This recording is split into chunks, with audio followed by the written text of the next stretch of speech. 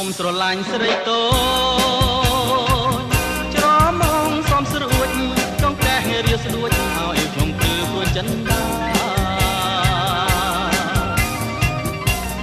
មើលមិនឆ្អែតនេត្រាអូនរំសង្ហារំចា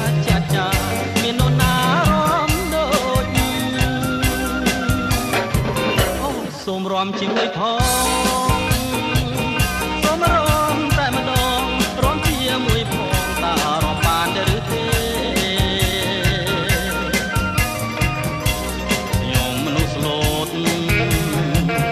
ហើយនៅទុកនេះរំផងបានទេរំបានទេសនាសូមរំជាមួយផង